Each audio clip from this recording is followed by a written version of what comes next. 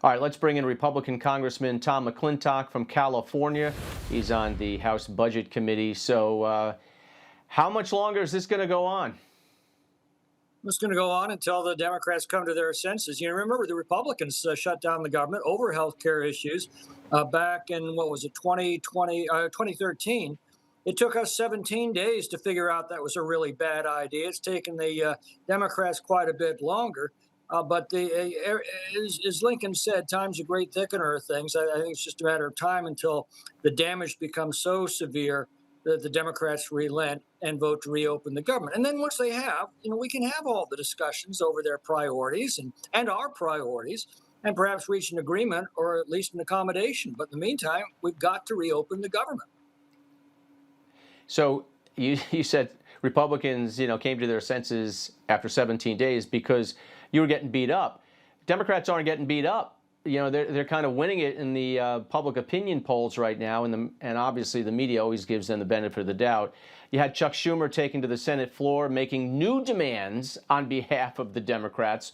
Watch this. Democrats are ready to clear the way to quickly pass a government funding bill that includes health care affordability. Leader Thune just needs to add a clean one-year extension of the ACA tax credits to the CR so that we can immediately address rising health care costs. So, Tuesday's elections probably was the can of spinach for them if they're Popeye, right? And so now they're sitting there, extending the Obamacare tax credits for another year, and then we'll take the gun away from your head and we'll negotiate. So that's the way it's going to be, I guess. Well, just remember that the continuing resolution that's been voted down in the Senate because of the Senate Democrats like 14 or 15 times now, that makes no policy change. This is just a flat continuation of government funding that the Democrats had agreed to back in March. No policy changes. So if the Democrats want to demand a one-year continuation of the COVID-era Obamacare subsidies and $1.5 trillion of new spending and all their other demands, well, then Republicans have every right to demand reforms like work requirements for able-bodied adults, defunding sanctuary cities, restoring consumer choice to health care. And that's what negotiations are all about. But shouldn't we be doing those negotiations with the government open and operating? That's what the continuing resolution is all about. The Democrats keep saying no. Republicans keep saying yes. That should tell you who's responsible for this mess. And as to the polls, they're all over the map. But I think it'd be a very big mistake to try to follow them. I think the Democrats are losing ground as more and more people feel the effect of the shutdown and realize it's the Republicans that keep voting to open the government, the Democrats that keep voting to keep it closed.